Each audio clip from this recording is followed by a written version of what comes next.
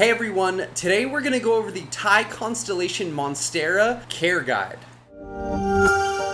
So you may or may not have heard, but Thai constellations come from the process of tissue culture. Check back a few videos, we've gone over how to take care of these Thai Constellation Monsteras. So this is gonna apply to the babies, but I'm really gonna focus on the bigger and larger plants also. The biggest downside of this plant is that it's susceptible to root rot, unfortunately. Root rot is systemic, so that means it's within the genes of this plant. So no matter what cuttings I take of the stem, or pieces I take of the plant to produce tissue culture, that subsequent baby plant is going to have kind of the genetics or the predisposition for root rot. So that doesn't mean you always get root rot. It just means it has it in itself to produce root rot. So that means, of course, don't overwater your Thai Constellation Monstera. We love leca here, or any sort of non-soil substrates. This is perlite and stratum. You can see the roots coming through there. Things that don't have soil, aka soil-less media, is really the best way for variegated Monstera and really all Monstera, but if you're doing albos or Thai-Cons, you're gonna wanna go away from soil. Definitely use Aroid mix at a minimum, but ideally use leca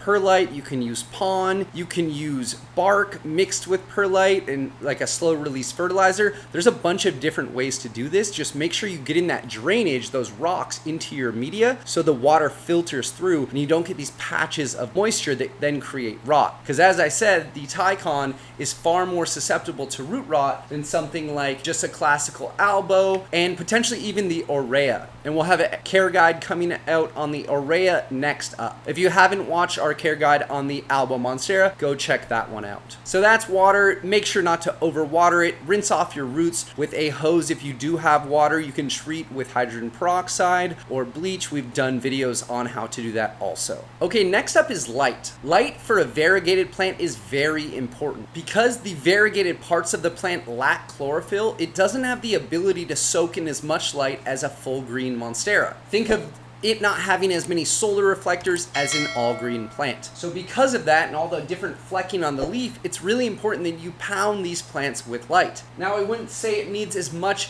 as a highly variegated leaf like this, because it does tend to have that Thai constellation flecking through the leaves and these patches kind of throughout, where it won't need as much light as maybe an albo, but I'd still keep it right up there. Albo, Aurea is a little bit lower, but they still really need a good amount of light, and I haven't really seen a Thai-Con be given too much light. Of course, full direct sun in the middle of summer will probably burn this plant, but I've seen them thrive outdoors, be in people's backyards in like shady, semi-sunny spots, and they do great. They obviously love grow lights, so just give your Thai-Con lots of light. That's probably one of the parameters you don't have to freak out about much, as long as you're just hitting them with a lot of light. Okay, humidity. This is a crucial one and different than what you might guess. From what we found, the Thai-Con can tolerate more humidity than an albo and kind of likes it. Definitely when you have these little guys, give them good humidity right at about 60, 65. You could probably push to 70, but because they don't tend to, not all varieties of them, but most of them don't do the half mooning, they tend to have these patches. We found the Thai-Con, just like the albos, tends to tolerate more humidity. So kind of right at about the 65% relative humidity mark is really great for these plants. But I would say it's a bit of like a bell curve. Think of too little humidity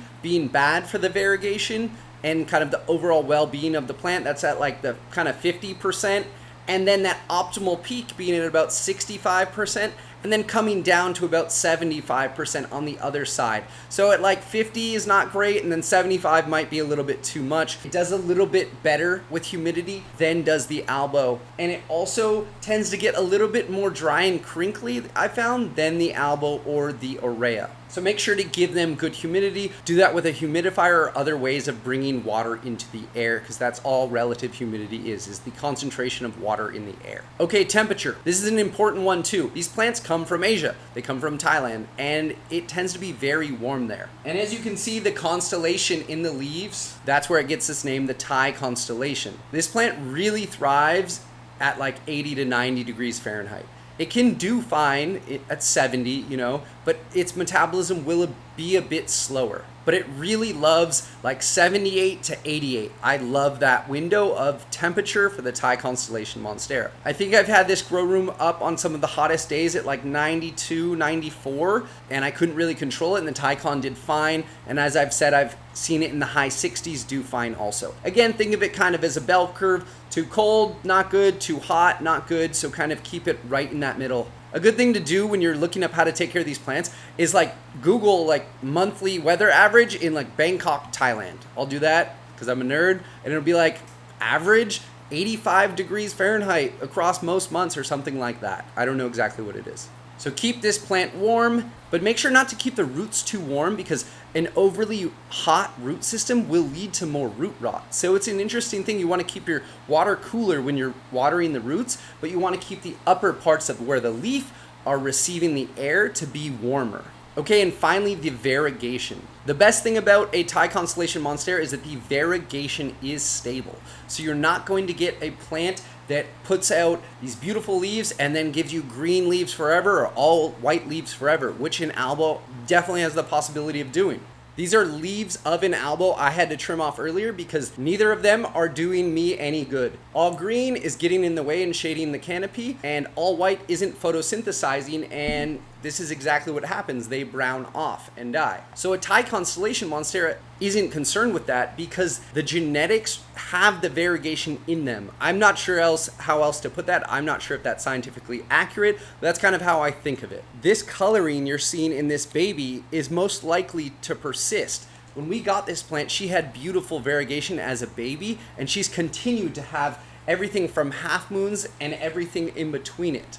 And if you look deeply in at her leaves, you can see the constellation pattern of that flecking to where it looks like a bit of a star galaxy. So, but there is this older leaf back here that's been on the plant for a lot of months, and you can see all the browning on it. So keep in mind that this cream part typically will brown faster than its albo cousin. So that we've kind of found the more yellow the variegation is, the quicker it is to brown off and kind of die back. Whereas the white tends to stick around a little bit longer. It might be anecdotal. I'm not really sure if we have too much ground in it. But that's kind of what we found. So the Tycon, this will brown off, but we'll just trim that back when it does. And as I said, with lower humidity, you will get those browned edges and it will get a little bit more crispy, but that's nothing to worry about too much. And also for propagation, just a little bonus in there, when you're cutting the Tycon to make a cutting of the plant, you don't have to worry about where that next node is and where it's lining up on the stem to see if you're gonna get all green or all white. We've talked about that before when you chop, and then the next node,